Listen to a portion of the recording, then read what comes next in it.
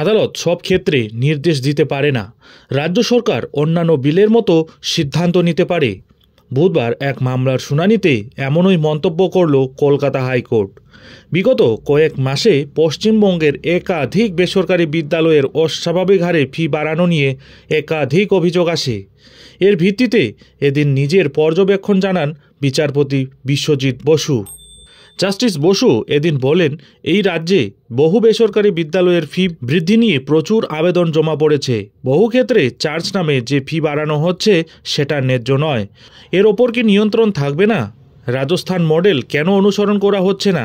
এদিন প্রশ্ন উচ্চ আদালতের।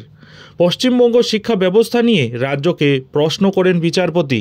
জানা যাচ্ছে এদিন কলকাতা হাইকোর্টের তরফ থেকে এজিকে ডেকে পাঠানো হয়। তার উদ্দেশ্যে জাস্টিস বসু বলেন, এই রাজ্যের শিক্ষা ব্যবস্থা নিয়ে রাজ্যের কিছু করা দরকার। তার পর্যবেক্ষণ, রাজস্থান মডেল কেন মানা হচ্ছে না, সেখানকার সম্পূর্ণ মেকানিজম দেখে নেওয়া উচিত। এখানেই না থেমে বিচারপতি আরও বলেন, আদালত সব ক্ষেত্রে নির্দেশ দিতে পারে না। রাজ্য সরকার অন্যান্য বিলের মতো সিদ্ধান্ত নিতে পারে। আদালতের প্রশ্ন, রাজ্যের শিক্ষামন্ত্রী কেন এটা নিয়ে ভাবছেন না? বিলের মধ্য দিয়ে নিয়ন্ত্রণ করতে পারে রাজ্য। এদিন রাজ্যকে উদ্দেশ্য করে জাস্টিস বসু আরও বলেন, অভিযোগ না আসলেও এনসিটি গাইডলাইন অনুসারে শিক্ষকদের শিক্ষা কেন দেখা হবে না? রাজ্যের থেকে এটাই শুনতে পাই, আমরা টাকা দিইনি, সেই কারণে তাদের ওপর নিয়ন্ত্রণ নেই। তবে রাজ্য চোখ বন্ধ করে থাকতে পারে না, স্পষ্ট করেন বিচারপতি। এরপরেই এজি তখন হাইকোর্টে জানান, মুখ্যমন্ত্রীর সঙ্গে এই বিষয়ে কথা বলে আগামী শুক্রবার রাজ্যের অবস্থান জানানো হবে। জানা যাচ্ছে বিচারপতি এই মামলায় আরও বলেন, বহু বিদ্যালয়ে তো ঘোড়া কিংবা উটের দৌড় শেখানো হলেও একটা বেসিক ফি রাখা উচিত। অনেক বিদ্যালয়ে এটা বাড়তি আয়ের জায়গা। অ্যাকচুয়ালি রাজ্যের বহু বেসরকারি স্কুলে লাগাম ছাড়া ফিস বৃদ্ধি নিয়ে কলকাতা হাইকোর্টে দায়ের হয়েছে একাধিক জনস্বার্থ মামলা। অভিযোগ, বাজার দরের চেয়েও অতিরিক্ত ফিস নেওয়া হচ্ছে। এমনকি এই বিষয়ে প্রতিবাদ জানাতে গেলে সংশ্লিষ্ট পড়ুয়াকে স্কুল কর্তৃপক্ষের কোপে পড়তে হচ্ছে। বুধবার ওই মামলাতেই রাজ্যের অবস্থান জানতে চাইল কলকাতা হাইকোর্ট।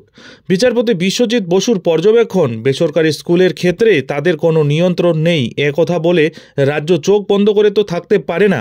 তাই এই বিষয়ে শিক্ষামন্ত্রী ব্রাত্য বসুর সঙ্গে কথা বলে আগামী শুক্রবার রাজ্যের মতামত আদালতকে জানানোর জন্য রাজ্যের অ্যাডভোকেট জেনারেলকে নির্দেশ দিয়েছেন বিচারপতি বিশ্বজিৎ বসু।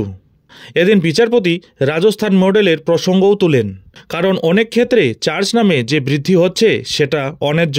এটার ওপর কি কন্ট্রোল থাকবে না? খানিক থেমে জবাবও দিয়েছেন শিক্ষামন্ত্রী নিজেই। বিচারপতি বলেন, সব ক্ষেত্রে আদালত নির্দেশ দিতে পারে না। রাজ্য সরকার অন্যান্য বিলের মতো সিদ্ধান্ত নিতে পারে, কিন্তু আদালত তা পারে না। কেন রাজ্যের শিক্ষামন্ত্রী এটা নিয়ে ভাবছেন না?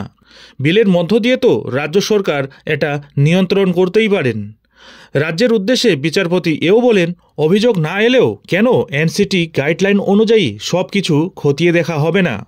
এখন দেখার বিষয় হলো আগামী শুক্রবার এই মামলায় কি রিপোর্ট দিতে চলেছে রাজ্য সরকার।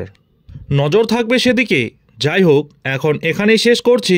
এই ধরনের পরবর্তী আপডেটের জন্য অবশ্যই চ্যানেলে চোখ রাখুন।